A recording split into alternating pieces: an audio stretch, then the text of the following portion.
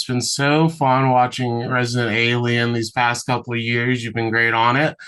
And I feel like your challenge in playing the general as an actor is that you have to be the straight woman. You have to take this all seriously, but it still leads to these really hilarious moments. How is it leaning into comedy while also being true to such a serious natured character? Not easy, quite frankly. I literally every day I left that set, I felt like I was a failure. I'm not kidding. I mean, I love it so much, and I'm sure that's why I would spend time going, oh, I could just put a funny little spin on this one tiny moment and it'll be funny. And, I get to set and I'm going to work on this tiny little thing. And they're like, that tiny little thing you're doing, don't do that. My character is just straight man. So, it's like going to comedy camp and not getting to do comedy. Well, something's working. They keep bringing you back. I know. Yeah. But I do. I feel like a total fail. I'm like, it's just the nature of the character. I keep saying it's like Colonel Klink in Hogan's Heroes, right? No joy, no joy. Yeah, it has to be an interesting thing, especially when you're working opposite Alan Tudyk. He's not a household name, but he is. He should be. He's in everything. He like everything people love. He's in it. What sticks out about him as an actor? Because this is his most prominent like live action role, rather than like he does a ton of voice work too. Yeah. Well, he's just a genius, and it is very easy to get lost in what he's doing.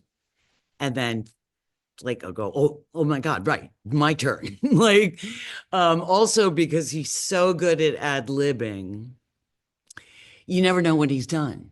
Like, right? And comedy is timing. And with him, it's just like, okay, is he done? Is he done? I'm saying my line, because he's always doing something. And oh my God, there have been times where I'm just sitting there grinning, camera's rolling, and I'm like, oops. It's not grinning. I'm not supposed to grin, but he's adorable. In this last episode that we're here talking about, I don't know. It's a tiny moment, but it is a moment that I will take with me so joyfully. And it's just a moment. I don't want to spoil it for it's a tiny moment, but he's trying to get rid of D'arcy, and we're sitting at a table. He wants to talk to me by himself. And so he tries to get rid of D'arcy, and he's like, don't you have to diarrhea? Don't you have to diarrhea? It made me laugh. I mean, he did it differently every single time, but I swear to God, that's like one of my favorite acting moments of all time, with Alan Tudyk saying that line. He's hilarious. And Hilarious. speaking of hilarious people, this show is really Chris Sheridan's baby. One of the great minds behind Family Guy as well. What has impressed you the most about just his work as showrunner over these 4 seasons? Because he's been a consistent hand here. He sure has. And I just admire him so deeply, so deeply. I made him promise to be my friend after the show, after my last day on set. And he said, sure. And I made him shake on it. I was like, this is not it. I just want to be in your life peripherally somehow, because he has such a lovely way about him, and his writing is just impeccable and funny and poignant. I don't really know how he pulls that out week after week, but I just am so in love with him and what he does. In Resident Alien, this is the most episodes of a show that you've done since Beauty and the Beast. Well, what's the biggest advantage when you really get used to not just the role, but also that cast and crew that you get to return to? How does that help you as an actress?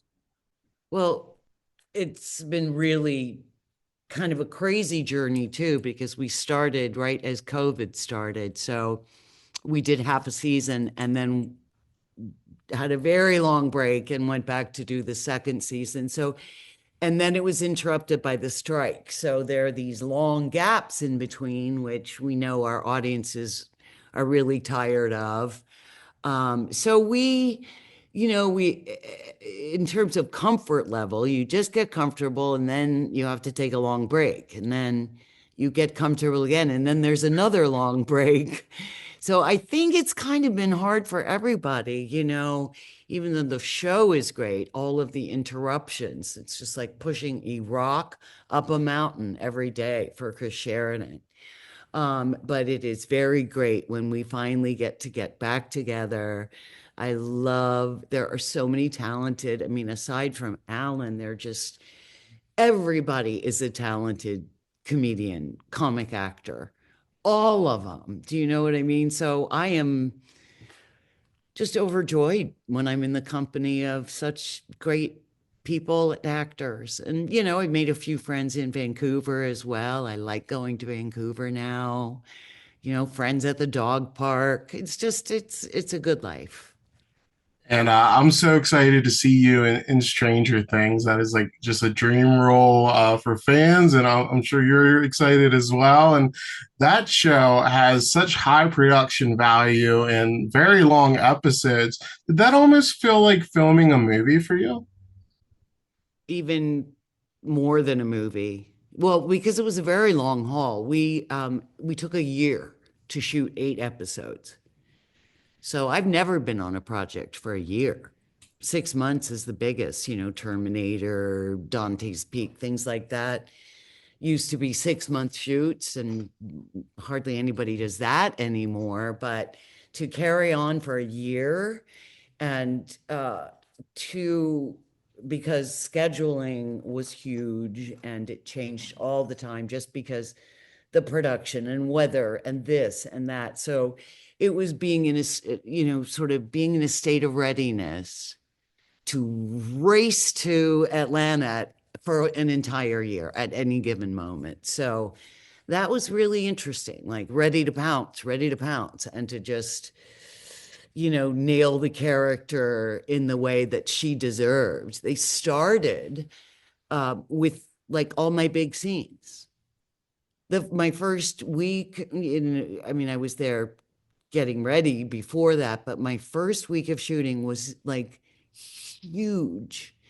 And I looked at it, what they were on the schedule, and I was like, no way are we doing that. I haven't even like spoken words from the character yet. And they don't start with episode 1. We're like heavy into episode 4.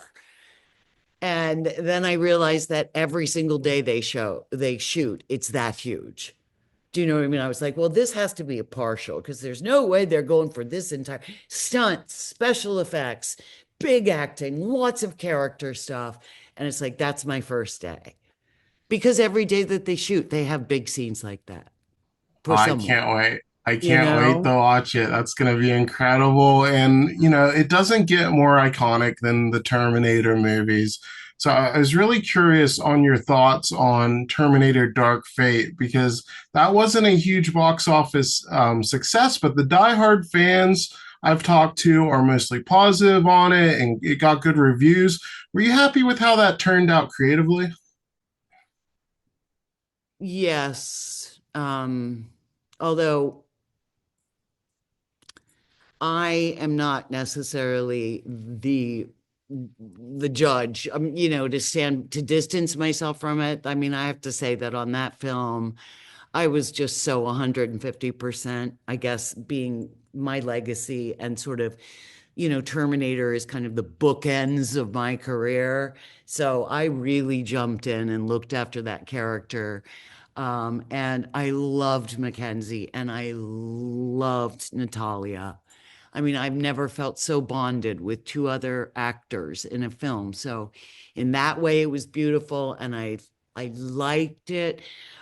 I only saw it once, and because I don't see my work, it just helps me leave my face alone by not looking at my work, and go and being horrified or whatever. I do my work and I walk away. So I did see it once, and my only thing would be that it there were they're just it should have slowed down every once in a while. That's just me and old-fashioned movie making, everything is so supercharged right now. And it's a formula sort of, go, go, go, go. And I have a hard time tracking some things like that. And this particular film, I thought there should have been a few pauses where you really see the humanity. It was just maybe a little overwhelming and maybe not quite enough,